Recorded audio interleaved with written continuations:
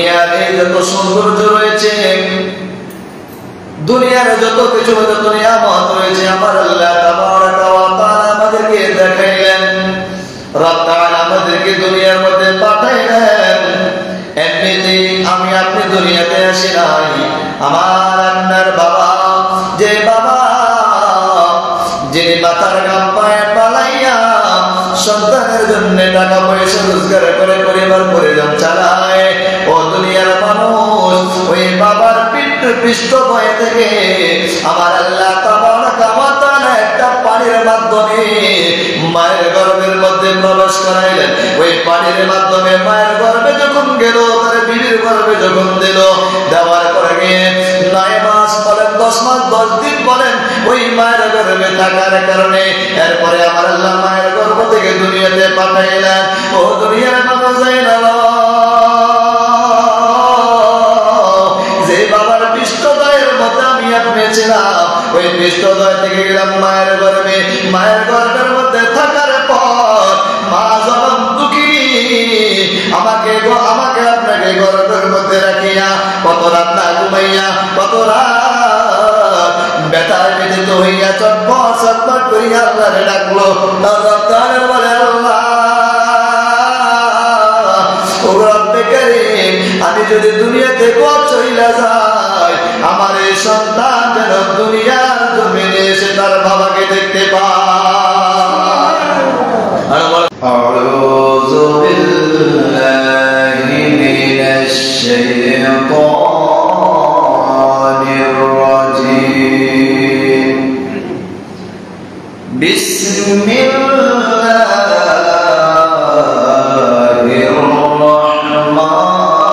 রাহমানির রহিম।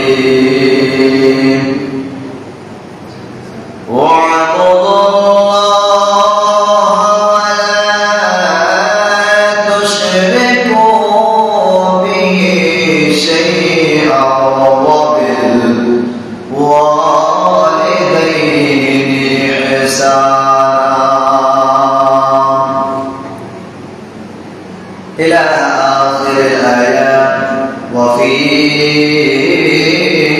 حديث الشريف وعن عبد الله بن عمرو قال قال رسول الله صلى الله عليه وسلم رضا الرب في رضا الوالد، سخط الرب في سخط الوالد. رواه الترمذي إلى آخر الحديث، أو كما قال عليه الصلاة والسلام. وقال تعالى في شان حبيبه ومخبرا وآمرا إن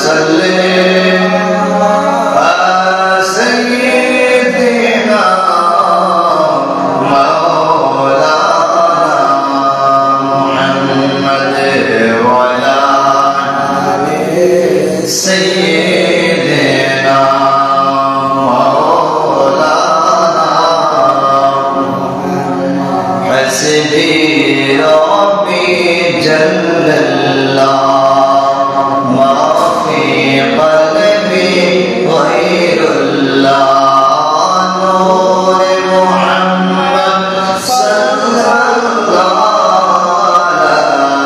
इलाहा इल्लल्लाह हस्बी रब्बी जल्लल्लाह मा फी क़ल्बी गैरुल्लाह नूर मुहम्मद सल्लल्लाह ला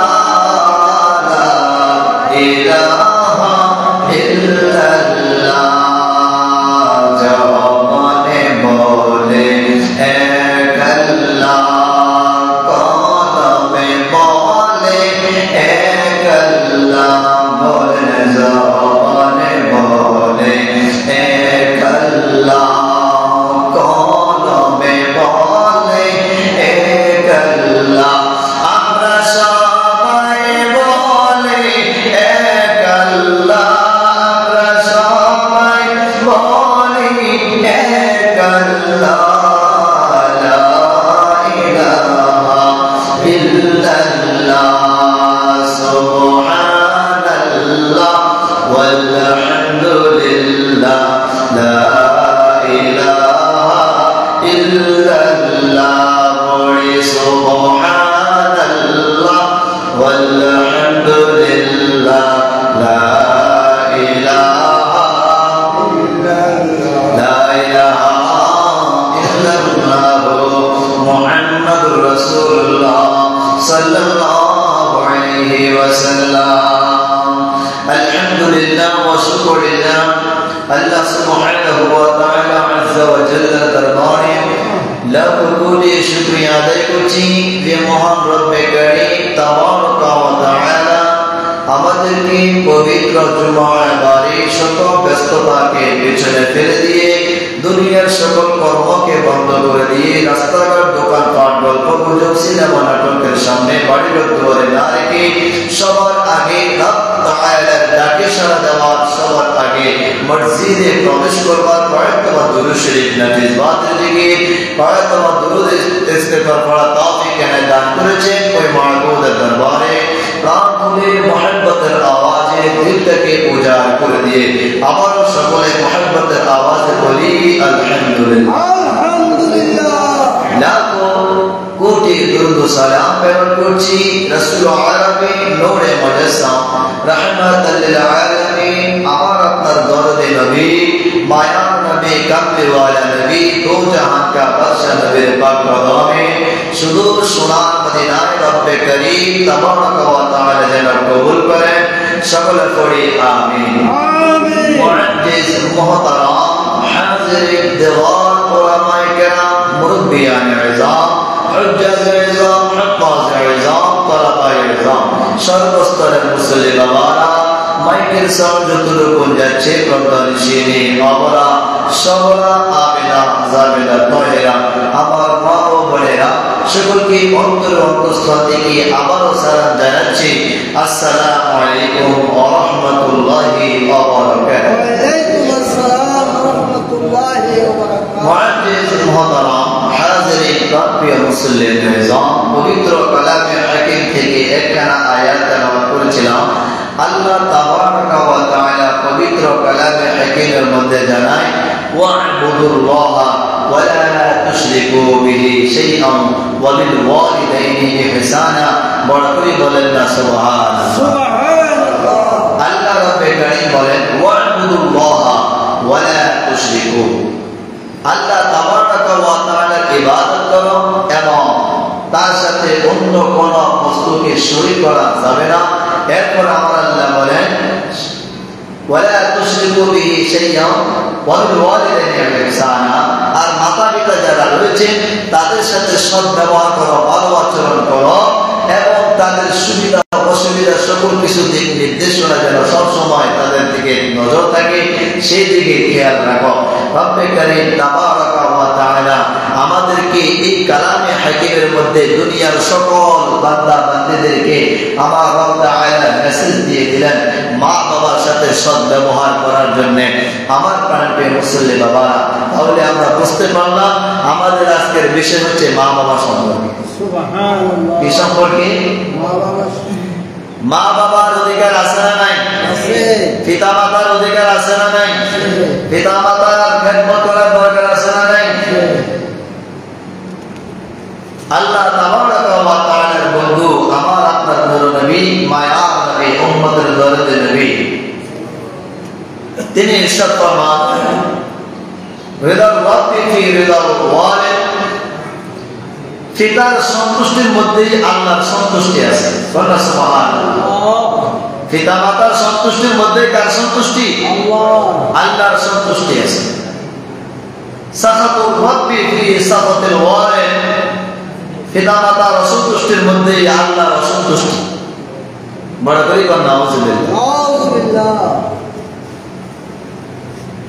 আমার প্রিয় বাজনা, আমার বাড়িতে মুসল্লি বাবারা, মাইকের সাউন্ড যতটুকু যাচ্ছে পর্দার শুনে মা বোনেরা একটু গভীর মনোযোগ দেন, অন্তরে কান লাগান।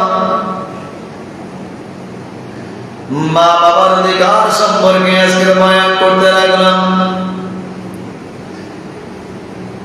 আমার আল্লাহ তাবারাকা ওয়া তাআলা আমাকে আপনাকে দুনিয়া এই নিয়ামত, দুনিয়ার এই যত সৌন্দর্য রয়েছে, দুনিয়ার যত কিছু যত নিয়ামত রয়েছে, আমার আল্লাহ তাবারাকা ওয়া তাআলা আমাদেরকে দেখাইলেন। রব তাআলা আমাদেরকে দুনিয়ার মধ্যে পাঠাইলেন। এমনিতেই আমি আপনি দুনিয়াতে আসি নাই। আমার আপনার বাবা, যে বাবা যিনি মাথার ঘাম পায়ে পালাইয়া সন্তানের জন্য টাকা পয়সা রোজগার করে পরিবার পরিজন চালায়, ও দুনিয়ার মানুষ, ওই বাবার পৃষ্ঠপোষক থেকে আমার আল্লাহ তাবারাকা ওয়া তাআলা একটা পানির মাধ্যমে মায়ের গর্ভের মধ্যে প্রবেশ করাইলেন। ওই পানির মাধ্যমে মায়ের গর্ভে যখন গেল, তার বিবির গর্ভে যখন দিল, দেওয়ার পরে গিয়ে 9 মাস বলেন, 10 মাস 10 দিন বলেন, ওই মায়ের গর্ভে থাকার কারণে এরপরে আমার আল্লাহ মায়ের গর্ভ থেকে দুনিয়াতে পাঠাইলেন। ও দুনিয়ার মানুষ যাইল, যে বাবার পৃষ্ঠদয়ের মধ্যে আমি আপনি ছিলাম, ওই পৃষ্ঠদয় থেকে গেলাম মায়ের গর্ভে। মায়ের গর্ভের মধ্যে থাকার পর মা যখন দুঃখী, আমাকে আপনাকে গর্ভের মধ্যে রাখিয়া কত রাত না ঘুমাইয়া, কত রাত ব্যথায় ব্যথিত হইয়া চটপট চটপট করিয়া আল্লাহরে ডাকলো। তার বলে, আল্লাহ ও রব্বে কারীম, আমি যদি দুনিয়া থেকে চলে যাই, আমার এই সন্তান যেন দুনিয়ার জমিনে এসে তার বাবাকে দেখতে পায়। আর বলেন আল্লাহু আকবার। মা জনম দুঃখিনী, যে মা গর্ভের মধ্যে লালন পালন করলেন, যে মা না খাইলে সন্তানের ক্ষতি হয়, যে মার যদি কোনো সমস্যা হয়ে যায়, সন্তানের বিপদ ঘটে যায়, ওই মা জনম দুঃখিনী গর্ভের মধ্যে আমাকে আপনাকে রাখিয়া, যে মা রব তাআলার ইবাদত করেছে, আল্লাহর ইবাদত করেছে, রব তাআলার জিকির করেছে, আমার আপনার দয়াল নবীর দরুদ শরীফ ইস্তেগফার পাঠ করলেন, যে মা নিজে না ঘুমাইয়া তার পরিবার কাউকে বলে নাই যে সারাত্রি যে রাত্রে ঘুমাইতে পারে নাই, কত রাতি মায়ের গর্ভের মধ্যে দিলাম। মা জনম দুঃখিনী চটপট করতে লাগলেন। ওই মা জনম দুঃখিনীকে দুনিয়ার জমিনে আসার পরে যে মা লালন পালন করিয়া আমাকে আপনাকে বড় করলো, যে মা আমাকে আপনাকে 18 বা 24 মাস দুধপান করাইলো, যে মা আমাকে আপনাকে এত সুন্দর ভাবে লালন পালন করিয়া আমাকে আপনাকে বড় করলো, আজকে দেখা যায় সমাজের মধ্যে কিছু কুলাঙ্গার সন্তান আছে, ওই মা বাবাকে ঘর থেকে ধাক্কা দিয়া বের করে দেয়। কথা বল ঠিক না ঠিক? ওই মায়ের খেদমত করে না, ওই মায়ের কোনো খেদমত করে না, ওই মায়ের বিপদের মধ্যে সন্তান যায় না। দেখা যায় আমরা এমন একটা প্রজন্মের মধ্যে চলে আসলাম, দুনিয়ার মানুষের যদি মা যদি আপনার উপর অসন্তুষ্টি হয়ে যায়, যদি বাবা আপনার উপর অসন্তুষ্টি হয়ে যায়, আমার আল্লাহ আপনার উপর অসন্তুষ্টি হয়ে যাবে। ও দুনিয়ার মানুষ, একটা ঘটনা মনে পড়ে গেল রে। হযরত সুরাইফ রাহমাতুল্লাহি তাআলা আলাইহি একজন নেককার মাহবুব বান্দা ছিলেন, সব সময় ইবাদত বন্দেগীর মধ্যে থাকতেন। একটা কামরার মধ্যে তিনি থাকতেন, ওই কামরার ভিতরে তিনি ইবাদত বন্দেগী করতেন, ওই কামরার ভিতরে থাকিয়ে ইবাদত বন্দেগী করতে লাগলেন। আর ইবাদত বন্দেগী করা অবস্থায় তার মা জনন্দকে নিয়ে এসে ডাকলেন, সুরাইফ আমি তোর মা, তোর ডাকতে লাগলাম। আল্লাহু আকবার। মা ডাকতে লাগলেন, সুরাইফ। সুরাইফ নামাজরত অবস্থায়, ইবাদত করা অবস্থায় আল্লাহ তাবারাকা ওয়া তাআলাকে সিজদা দিতে লাগলেন। আর এদিকে মা ডাকতে লাগলেন, সুরাইফ আমি তোর মা এসেছি, আমার মা আমার কথা একটু শোনো, তোমার সাথে দুই একটি কথা বলে আমি মা চলে যাব। সুরাইফ বলতে তিনি চিন্তা করতে লাগলেন, একদিকে আল্লাহর ইবাদত করতে লাগলাম, আরেকদিকে আমার মা আমাকে ডাকতে লাগলেন, কোনটার দিকে কোনটা ছেড়ে কোনটার দিকে যাব। সুরাইফ চিন্তা করতে লাগলেন, মায়ের ডাকে সাড়া দিব নাকি আল্লাহর ইবাদত করব। সুরাইফ চিন্তা করতে লাগলেন, তখন তিনি চিন্তার মধ্যে পড়ে গেলেন, বলতে লাগলেন আমি আল্লাহর ইবাদত করব, মায়ের ডাকে সাড়া দেব না। মা জনন্তকে প্রথম দিন ডাকলেন, সাড়া দেয় নাই, ডাকে তার সাড়া দেয় না, কথা শুনে নাই। দ্বিতীয় দিন আবার আসলেন, সুরাইফ ইবাদত করতে লাগলেন, মা ডাকলেন, ডাকতে লাগলেন, সুরাইফ আমি তোর মা আসলাম, আমার ডাকে সাড়া দাও, আমার সাথে দুই একটি কথা বলো, আমি মা তোমার কাছে তোমার সাথে দুই একটি কথা বলে চলে যাব। মা জনন্তকে নিয়ে আবার ডাকতে লাগলেন, আর সুরাইফ বলতে লাগলেন, একদিকে আল্লাহর ইবাদত করতে লাগলাম, আর একদিকে মা জনন্তকে নিয়ে আমাকে ডাকতে লাগলেন, আল্লাহর ইবাদত করা সারা যাবে না। মা জনন্তকে ডাকতে লাগলেন, তিনি ডাকে সারা দেন, আবার চলে গেলেন। এক প্রথম দিন, দ্বিতীয় দিন, তৃতীয় দিন আবার যখন ডাকলেন সেম অবস্থা ঘটাইলেন। চতুর্থ দিন আবারও ডাকতে লাগলেন, তিনি বলতে লাগলেন না না আল্লাহর ইবাদত করবো, মায়ের ডাকে সারা দেওয়া যাবে না।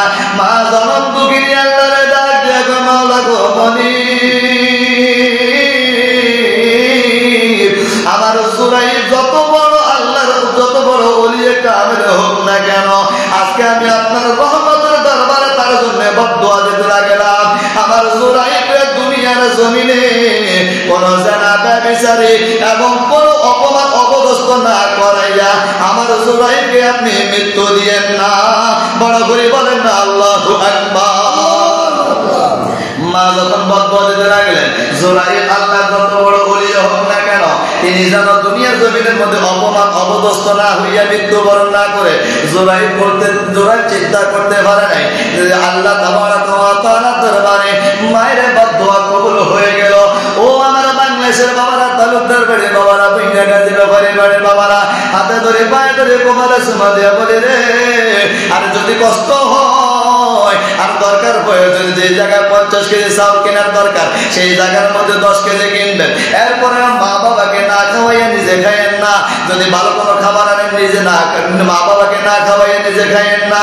আমি অথবা এই চিন্তাটা সব সময় রাখি, যেহেতু কিছু যদি আমি যদি কোনো ফল নেই আমি নিজে আগে আমার মায়ের হাতে দেই, এরপরে আমার বিবির হাতে দেই। মারহাবা কর, যেটাই না আগে মায়ের হাতে দেই। কারণ হলো যে মা এমন একটা জিনিস, ওরা দুনিয়ার মানুষ মা বাবা বেশি কিছু চায় না, মা বাবা আলিশান বাড়ি ঘর দুয়ার চায় না, মা বাবা লক্ষ কোটি টাকা চায় না। আমি দেখতে লাগলাম মা জনন্তকে নিয়ে সন্তান জবান থেকে যখন বলে মা আপনি কেমন আছেন, খানা খাইছেন, কি খাইবেন, যদি এই যে দুই একটা কথা বলেন মা বাবা খুশি হয়ে যায়। কথা বল না, দুই একটা কথা বললেই মা বাবা খুশি হয়ে যায়।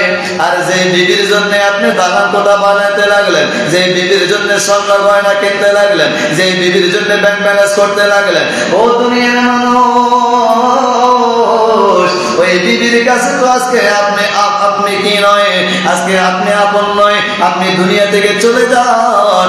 আপনার বিবির মা বাবা আয়েশা বলবে, অর্থাৎ আপনার শ্বশুর শাশুড়ি আয়েশা বলবে আমার মেয়ের এখনো বয়স আছে, আমার মেয়ে এখনো স্ট্রংলি আছে, আমার মেয়ের আরো জায়গা দিয়ে দিয়ে দিব। বলে না? তাহলে কার জন্য করলেন? কোনো ফায়দা আছে? কোনো ফায়দা আছে? আর যদি মায়ের জন্য করেন দুনিয়া পাইলেন, আখিরাত পাইলেন। আল্লাহু আকবার বলেন না? দুনিয়ার মানুষ যায় না মায়ের খেদমত কেমন করা প্রয়োজন। সুরাইফ চিন্তা করতে পারে না, মায়ের বদদুয়া আল্লাহর দরবারে কবুল হয়ে গেল। এই দিকে একটা রাখাল ছিল, যে রাখালটি ওই যে জুরাইব রহমাতুল্লাহ তাআলা আলাইহি তিনার কামরার সামনে এসে অর্থাৎ খানকা শরীফের সামনে তিনি সবসময় থাকতেন, রাত্রি যাপন করতেন, দিনে তিনি রাখালগিরি করতেন, দিনে দিনে গরু ছাগল চড়াইতেন, রাত্রে তিনি খানকা শরীফের সামনে থাকতেন। ওই যে রাখাল এলাকার একজন ধনাত্মক ব্যক্তির মেয়ের সাথে তার সম্পর্ক তৈরি হয়ে গেল। সম্পর্ক করতে গিয়ে এক পর্যায়ে তিনারা জেনা ব্যভিচারে লিপ্ত হয়ে গেল। আজকে সমাজের মধ্যে জেনাটাকে সবাই ডোন মাইন্ডে নিয়ে গেছে। নাউজুবিল্লাহ। বর্তমানে তালাকের হার কম না বেশি? তালাকের হার কম না বেশি? হয়তো বাংলাদেশের মানুষ তালাকের হার বাংলার জমিনে বেশি, বেশি থেকে বেশি এমন ভাবে তালাক মারছে রে, জরিপে আইছে তালাকের হার সর্বশ্রেষ্ঠ যদি হয়ে থাকে 64 জেলার মধ্যে কুমিল্লা জেলার মধ্যে তালাকের হার বেশি। বড় কর নাউজুবিল্লাহ। কুমিল্লার মধ্যে বেশি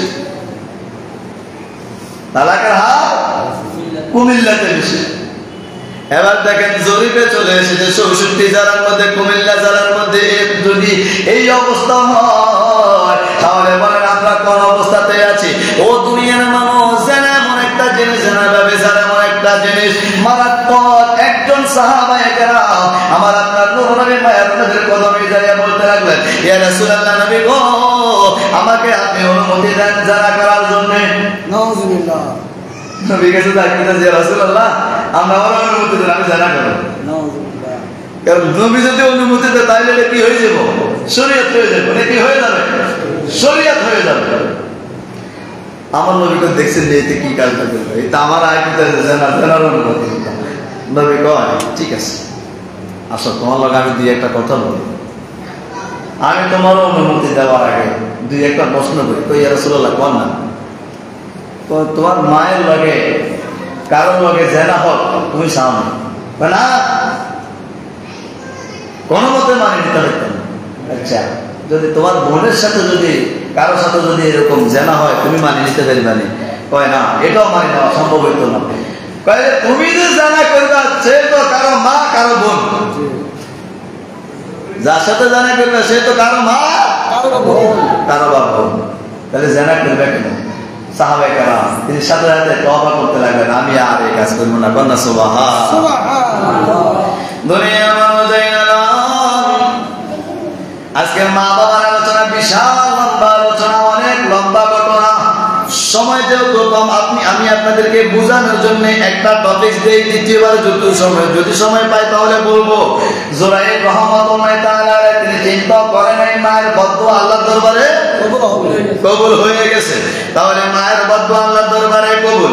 এইদিকে রাখাল আর একটা মহিলা সেই জেনার মধ্যে লিপ্ত হয়ে গেলেন। জেনার মধ্যে লিপ্ত হয়ে যাওয়ার কারণে তার গর্ভের মধ্যে সন্তান চলে আসলো। এখনো বিবাহ হয় নাই, বিবাহ হয় নাই। এখন যেহেতু বিবাহ হয় নাই, গর্ভের সন্তান চলে আসলো। ওই মেয়েটা বলতে লাগলো, রাখাল রে আপনি আমাকে বিবাহ করেন। কয় না, ইম্পসিবল, এই মুহূর্তে বিবাহ করা সম্ভব নয়। তাহলে ফয়সালা কি? কয় একটা কাজ করা যায়, রাত্রে যাপনের মধ্যে ওই খানকা শরীফের মধ্যে একজন আল্লাহর ওলি থাকেন, এক মাহবুব বান্দা থাকেন, যিনি রাত দিন 24 ঘন্টা আল্লাহর ইবাদত করে। এত ইবাদত করে তার গ্রামের সকল মানুষ তারে এত শ্রদ্ধা করে, এত মহব্বত করে, এত ভালোবাসে, এত বিশ্বাস করে, যা বলার মতো নয়। তুমি একটা কাজ করো, তাহলে ওই ব্যক্তির নামে তুমি মিথ্যা কথাটা বলো। ওই আল্লাহর ওলির নামে, আল্লাহর ওলির নামটা তুমি সাবাই দাও, তাহলে তুমিও বাঁচলা আমিও বাঁচলাম। ওই মহিলাটা কি করলেন? সমাজের মধ্যে বলতে লাগলেন, ওই যে এক মাহবুব বান্দা যেটাকে আপনারা সবাই আল্লাহর ওলি বলে মানেন, তিনি আমার সাথে এই কামরা করেছে। বড় করে কন্যা নাউজুবিল্লাহ। কি অপবাদ দিছে? মিথ্যা অপবাদ, জেনার অপবাদ দিছে। ওই যে মায়ের দোয়া, মায়ের যে বদদুয়া আল্লাহর দরবারে যে করবো সেটা কবুল হয়ে গেছে। জোরাই চিন্তা করতে লাগবে কি হতে লাগলো। একদম যুবক জুরাইব রহমাতুল্লাহ তাআলা খানকা শরীফে এসে লাঠি সোটা নিয়ে খানকা শরীফের মধ্যে পিড়াপিড়ি করা শুরু করতে লাগলেন। জুরাইব তুমি বের হও। তিনি তো চিন্তা করেন যে কি হইতেছে। বের হলেন।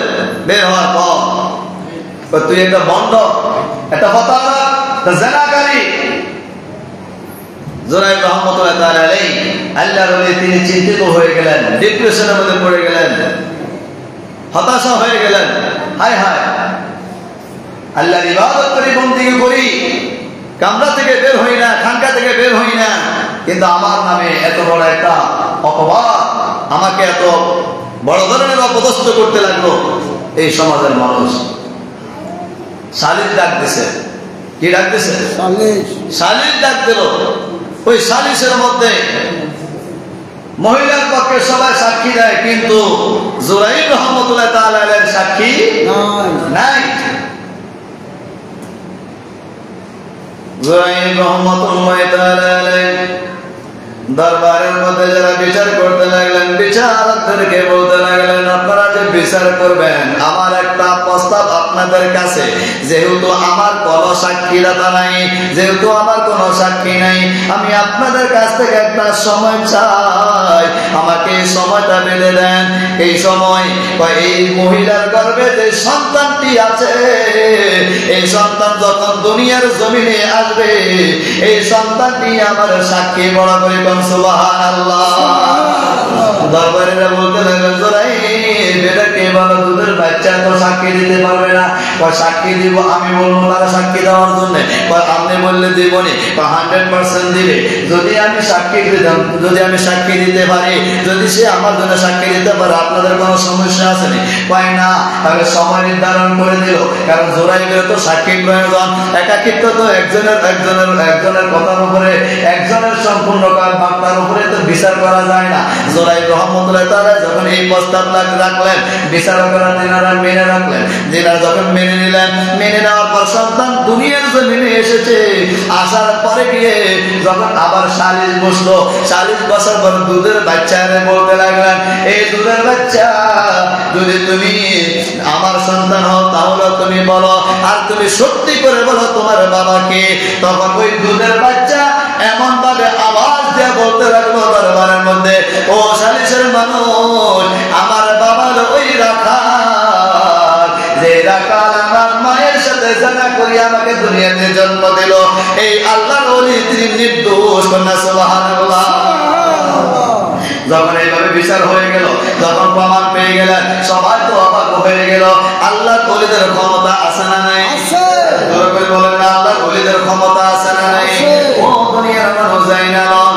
এখন জুরাইর রহমতুল্লাহ তাআলা সিজদার মধ্যে পড়ে গেলেন, মুরাকাবা মুশাহাদার মধ্যে চলে গেলেন, আর চিন্তা করতে লাগলেন, কি জন্য আমার উপরে এই ঘটনা, কেন আমার উপরে এই অত্যাচার, এই অপদস্থ। তখন তিনি চিন্তা করতে লাগলেন, হায় হায়, তিনার ওই মুরাকাবা মুশাহাদার মধ্যে তিনি পেয়ে গেলেন, মায়ের কথা যে শুনে নাই, মায়ের বদদুয়া আল্লাহর দরবারে কবুল হয়ে গেল। যার কারণে জুরাইর রহমতুল্লাহ তাআলা দুনিয়ার মধ্যে অপদস্থ হয়েছে। বড় করে বলেন আল্লাহু আকবার। তাহলে মা বাবার মনে কষ্ট দেওয়া যাবে না, আর বড় করে বলেন দেওয়া যাবে। এখন তো বর্তমানে শুধু দেয় না, আর কত কিছু হয়। ও দুনিয়ার মানুষ, একটা ঘটনা আমার মনে পড়ে গেল। আমার নবীর মায়ের নবীর একজন শ্রেষ্ঠতম সাহাবী ছিলেন, যার নাম হচ্ছে হযরত আলকামা রাদিয়াল্লাহু তাআলা আনহুমা। আলকামা রাদিয়াল্লাহু তাআলা আনহুমা বিবাহের পূর্বে মায়ের মহব্বত হতো না, মায়ের কথার বাইরে যেত না, মা বাবার খেদমত করতেন, যা প্রয়োজন সকল কিছু নিয়ে আসতেন, যা বলতেন সকল কিছু তিনি নিয়ে আসতেন, যা বলতেন তিনি তা শুনতেন, সকল কিছু আমল করতেন। হযরত আলকামা রাদিয়াল্লাহু তাআলা আনহুকে যখন তার মা জনম দুঃখিনী দেখে সেটা বিবাহ করালেন। বিবাহ করার পর যে কোনো একটা কারণ নিয়ে, যে কোনো একটা কথা নিয়ে শ্বশুর এবং শাশুড়ি এবং বউয়ের মধ্যে ঝগড়া লেগে গেছে। কি লেগে গেছে? ঝগড়া লেগে গেছে। ঝগড়ার পর্যায়ে যাইয়া আমগো পুরুষের একটা খাসালত আছে, মা বাবার কথা না শুনিয়ে বেবির কথা শুনিয়ে আগে বিশ্বাস করে। কথা বল না। ওইটা আমরা সমাজে জেনারেশন যারা আছে, তারা মায়ের কথা, বাবার কথা বিশ্বাস না করে বিবির কথা বিশ্বাস করে। কার কথা বিশ্বাস করো? বিবির কথা বিশ্বাস করো। আর করতো না কিনলে বেড়ি মাশাআল্লাহ যেভাবে মধুর মধুর কথা কইব, হ্যাঁ রাত 12 একদম তোরা 1 লাখ দিয়ে দিছি, যা কথা তো নবিকার কথা আমরা কম না। এই যৌতুক আসেনি আমাদের বাংলাদেশ নাই? যৌতুক আসেনি? হ্যাঁ হ্যাঁ, সব এলাকাতে তো আছে, মানে বাংলাদেশ নাই, আওয়াজ নাই। আসেনি যৌতুক? এই যৌতুক দিয়া মাইয়া বিয়া দিয়ে হোলারে বিয়া করা যে আইলেন, এই কারণে তো বেড়ির কথার উপরে হোলা ওরে বইল। হ্যাঁ বিয়ে হইতো না, হইব দুনিয়া পাঠাইছে কি? আল্লাহ। আল্লাহ তো হারাইছে, আল্লাহ বুঝে শুনে পাঠাইছে, কথা বল না। আল্লাহ ভাড়াইছে নাকি এমনি ভাড়াইছে নাকি? তো বাবাদের আমার বিবির কথা শোনা যাইবো? যাইবো ভালো, যেটা দরকার, যেটা প্রয়োজন, সৎ পথে চলতে হবে, সৎ আদেশ মানতে হবে, কিন্তু এমন আদেশ না যেটা মা বাবার উপরে করতে হবে। আজকে এই বিবির কথা শুনে বর্তমান আমার আপনার এই সোসাইটির মধ্যে দেখবেন এমন একটা ফ্যামিলি নেই যে ফ্যামিলির মধ্যে কেরাঙ্গাল নেই। আর এটা আরেকটা দোষ, আয় হোর হরি করা তো কইতে হইব। হোর হরিটা মনে করে যে হোলারে বিয়ে করা বউ আনালাম, এদের বান্দি নাই, বান্দির মতন খাড়ায়। হোর হরিয়ে হুতের পরে বান্দির মতন খাড়ায়। মনে করেন একটা কর্মচারী নেই, একটা দাসী, নাউজুবিল্লাহ কম। আরে আপনি ছেলেদের বিবাহ করাইছেন, আরে বেটার মাইয়ারে বিয়ে করে নিয়ে আসছেন, আনার পর আপনাকে চিন্তা করতে হবে এই বউ যেন আমার মেয়ের মতন থাকে। সুবহানাল্লাহ কম। আপনি যদি আপনার ছেলের বউরে মেয়ের মতন রাখেন, তাহলে ওই পরের ঘরের মেয়ে আপনাকে দেখবেন মায়ের মতন শ্রদ্ধা করবে। দেখবেন আপনি তারা মেয়ের মতন মানেন, আর ওই বউ আপনাকে মায়ের মতন মানলে খোদা কি কসম লিখে রাখেন আপনার সংসারের মধ্যে একটা টু শব্দ হইত।